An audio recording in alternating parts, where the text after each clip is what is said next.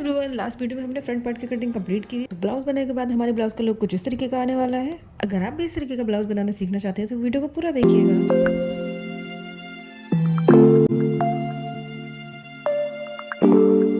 Last video में हमने front part की कटिंग कंप्लीट कर ली थी। अब हमने यहाँ पे बैक का पार्ट ले लिया है। अब इस पे तो यहाँ पे मार्क करेंगे हम 0.25 इंच पे यहाँ पे मार्क करेंगे इस तरीके से 0.25 इंच पे मार्क करने के बाद जो हमारा बेल्ट का पार्ट था उसको हम इसके ऊपर रखेंगे।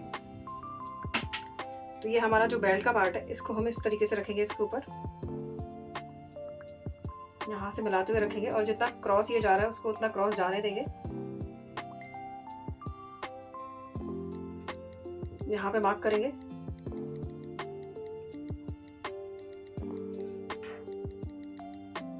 यहाँ पर भी इस तरीके से मार्क कर देंगे। यहाँ पे हम इस वाले पार्ट को इस वाली लाइन से इस तरीके से मिला देंगे। अब ये मार्क करने के बाद हम ये चेक करेंगे कि हमारा यहाँ पे कितना आ रहा है। तो ये मेरा ½ इंच आ रहा है। आप चाहें तो ½ इंच भी यहाँ पे मार्क कर सकते हैं, पर मेरा ब्लाउज का लेंथ पीछे का ज्यादा रहता है तो मैं यहाँ पे 1 इंच पे मार्क करूंगी, यानी कि ½ इंच इसमें और ऐड करके मार्क करूंगी।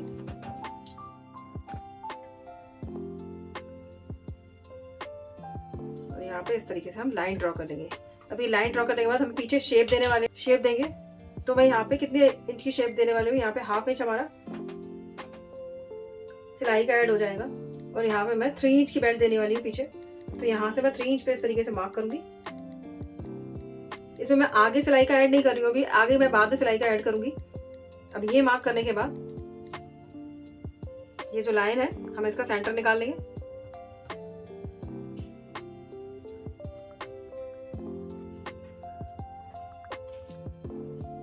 और इसका भी हम यहाँ पे सेंटर निकाल लेंगे। ये दोनों पॉइंट है, इनका भी हम सेंटर निकाल लेंगे। आप चाहे तो इस वाले पॉइंट से मिला सकते हैं या इस वाले पॉइंट से मिला सकते हैं। मैं इस वाले पॉइंट से मिलाने वाली हूँ उसको। और इस तरीके से रखते हुए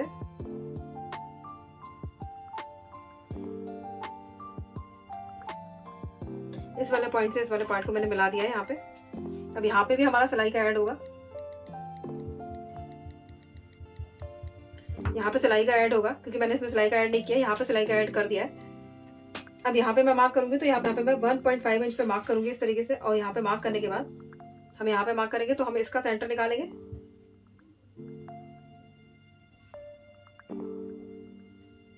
तो ये जो पार्ट है हम इसका भी सेंटर निकाल लेंगे यहाँ से यहाँ तक का। आप चाहे तो यहाँ पे ऐड कर सकते हैं इस वाले पॉइंट को इस तरीके से ले जाके, और आप चाहे तो यहाँ पे ऐड कर सकते हैं। मैं इधर ही ऐड करूंगी यहाँ पे।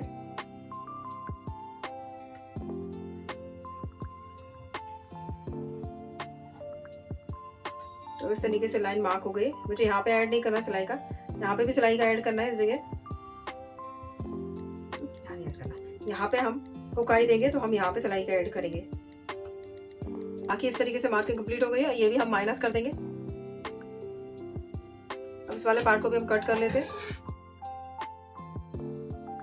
बैक पार्ट की भी कटिंग कंप्लीट करने के बाद हम फ्रंट और बैक दोनों के लिए मेन फैब्रिक और लाइनिंग का फैब्रिक कट कर लेंगे। यहाँ पे मैंने फ्रंट पार्ट का कटोरी वाला पार्ट कट कर लिया है, जो मैंने मेन फैब्रिक और लाइनिंग पे दोनों पे कट किया है। यहाँ पे मैंने सिलाई मार्जिन ऐड करते हुए कट किया है। तो ये मैंने ½ इंच का सिलाई मार्जिन ऐड करते हुए इन पार्ट को कट कर लिया है। इसी तरीके से मैंने लाइनिंग का फैब्रिक भी कट कर लिया है। इस पर भी मैंने ½ इंच का मार्जिन लेते हुए कट कर लिया है। यहाँ मैं निशान लगा दूंगी कि ये मेरा वेस्ट का पार्ट है, तो ये मेरा अपर पार्ट है। तो इस तरीके से निशान लगाने के बाद हमने फ्रंट का नेक वाला पार्ट भी कट कर लिया और यहाँ पर भी इतना सिलाई मार्जिन ऐड करते हुए कट किया है। ये मैंने लाइनिंग और मेन फैब्रिक दोनों पे कट किया है। अब ये बेल्ट का पार्ट है, बेल्ट वाले पार्ट पे भी मैंने सिलाई मार्जिन ऐड करते हुए पार्ट को कट कर लिया है और निशान लगा लिया है। ये हमारा बैक का पार्ट है, इसमें मैंने नीचे की तरफ सिलाई मार्जिन ऐड किया है। यहाँ पर भी मैंने सिलाई मार्जिन ऐड करते हुए पार्ट को कट कर लिया है। इस तरीके से मैंने सारे पार्ट कट कर लिए हैं लाइनिंग और मेन फैब्रिक से। हम सिलाई करना स्टार्ट करते हैं। तो हम सबसे पहले नेक का पार्ट लेने वाले हैं। नेक के पार्ट पे हम इस तरीके से अपना लाइनिंग का फैब्रिक को रखेंगे और अच्छे से साइड करते हुए इसको रखते हुए हम नेक पे सिलाई लगा के इसको रेडी कर लेंगे। और उसके बाद हम टॉप स्टिच भी लगा लेंगे इस पर। यहाँ मैंने नेक पे दोनों तरफ सिलाई लगा ली है। अब इस पर छोटे छोटे कट्स लगा लिए हैं कट्स लगाने के बाद मैं इसको पलटी करने के बाद टॉप स्टिच लगा के इसको रेडी कर लूँगी। अब हम अपना कटोरी वाला पार्ट लेंगे और यहाँ पे इस तरीके से मैंने जो निशान लगाया है, यहाँ पे मैं लाइनिंग के फैब्रिक और मेन फैब्रिक दोनों में सिलाई लगा के तैयार कर लूँगी। यहाँ मैंने दोनों तरफ के पार्ट बना के रेडी कर लिए है। अब मैं इन पार्ट्स को इस तरीके से रखूँगी और यहाँ पे देखूँगी कि मुझे 1 इंच का गैप चाहिए, क्योंकि मैंने यहाँ पे 1 इंच के गैप पे मार्क किया था।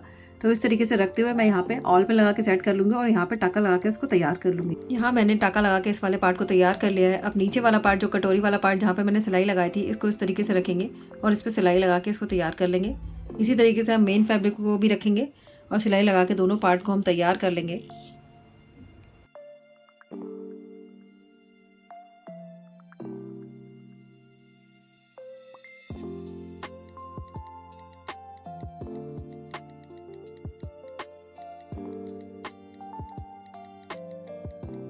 यहाँ मैं मेन पार्ट को भी इस तरीके से सेंटर पर रखते हुए पहले एक स्टिच लगा दूंगी और उसके बाद मैं एक साइड से लगाना सिलाई स्टार्ट करूंगी और दूसरी साइड तक लगाते हुए सिलाई चले जाएंगे। तो इस तरीके से हमने लाइनिंग का फैब्रिक और मेन फैब्रिक दोनों फैब्रिक को हम अटैच कर लेंगे।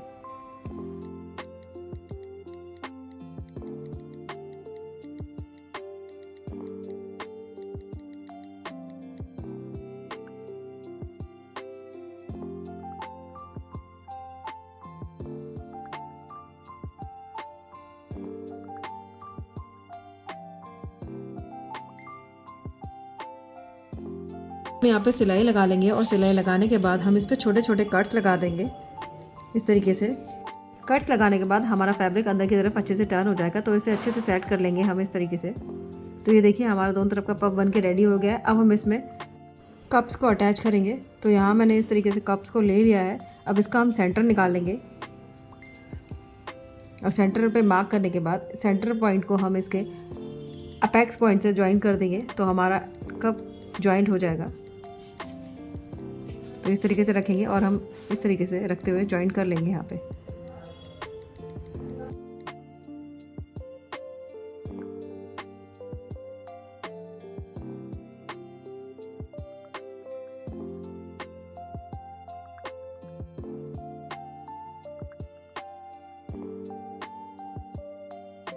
यहाँ पे मैंने दोनों कप्स को ज्वाइन कर लिया है। इन कप्स को ज्वाइन करने के बाद हम बेल्ट का पार्ट ज्वाइन करेंगे। तो इस तरीके से पार्ट को रखेंगे और इसके ऊपर अपना लाइनिंग का फैब्रिक को रखेंगे और यहाँ रखते हुए इस पर सिलाई लगा लेंगे। सिलाई को कंप्लीट करने के बाद जहाँ पे राउंड शेप आई है हमारी, वहाँ पे हम छोटे छोटे कट्स लगा देंगे, जिससे हमें फैब्रिक को पलटी करने में आसानी रहेगी। तो यहाँ पे मैं छोटे छोटे कट्स लगा दूँगी दोनों तरफ और फैब्रिक को पलट के अंदर की तरफ कर दूँगी लाइनिंग का फैब्रिक। तो इस तरीके से फैब्रिक को अच्छी तरीके से सेट कर देंगे हम और सेट करने के बाद इस पर प्रेस लगा के इसको तैयार कर लेंगे, जिससे हमारा बेल्ट बन के रेडी हो जाएगा। तो इस तरीके से मैंने बेल्ट पे प्रेस लगा के इसको तैयार कर लिया है। अब हम एक और लाइनिंग का फैब्रिक लेंगे जो हमने बेल्ट के साइज़ का ही कट किया हुआ है। अब हम इसे वेस्ट पे अटैच करेंगे। तो इस तरीके से फैब्रिक को रखेंगे और एक लाइन जितना भाग की तरफ निकालते हुए इसको अटैच कर लेंगे इससे। उसके बाद हम इस पर टॉप स्टिच लगा लेंगे।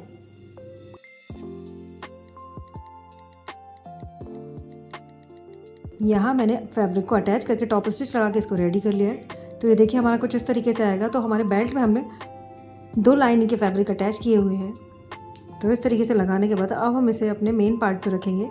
तो इस पर इस तरीके से रखते हुए यहाँ मैं ऑल पिन लगा के इसको अच्छे से सेट कर ले रही हूँ और उसके बाद मैं इस पर सिलाई लगा दूँगी। आप चाहें तो इसे डायरेक्ट भी अटैच कर सकते हैं, पर मैं यहाँ पर इसको अच्छे से एडजस्ट करते हुए ऑल पिन लगा के सेट करके उसके बाद सिलाई लगा के इसको अटैच कर लूँगी।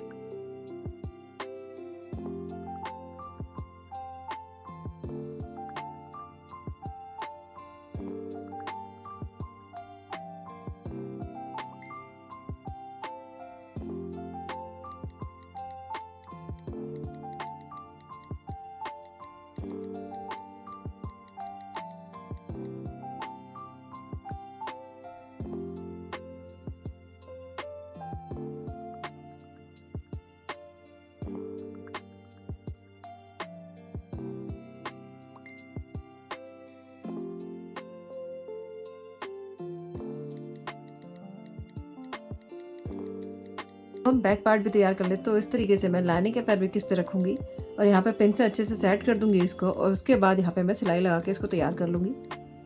इसी तरीके से जो बैक का जो बेल्ट का पार्ट है उसको भी मैं रेडी कर लूँगी। तो यहाँ मैंने सिलाई लगा ली है। अब मैं इस पर भी टॉप स्टिच लगा के इसको रेडी कर लूँगी। तो इस तरीके से हमारे दोनों बैक के पार्ट बन के तैयार हो जाएंगे। यहाँ मैंने बैक का एक साइड का पार्ट बना के रेडी कर लिया है इस तरीके से। अब हम दूसरी साइड का पार्ट बनाएंगे।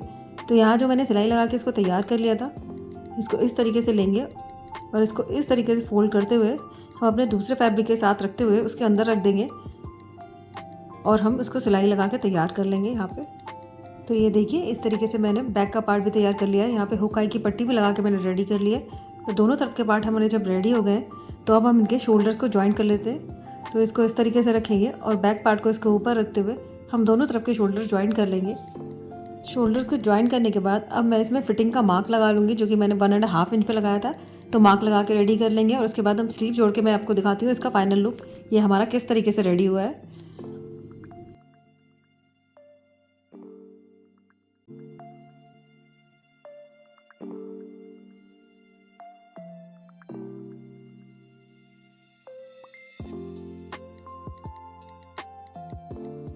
यहाँ ये ब्लाउज़ बना के मैंने पूरी तरीके से तैयार कर लिया है। तो ये देखिए मेरे ब्लाउज़ का फाइनल लुक।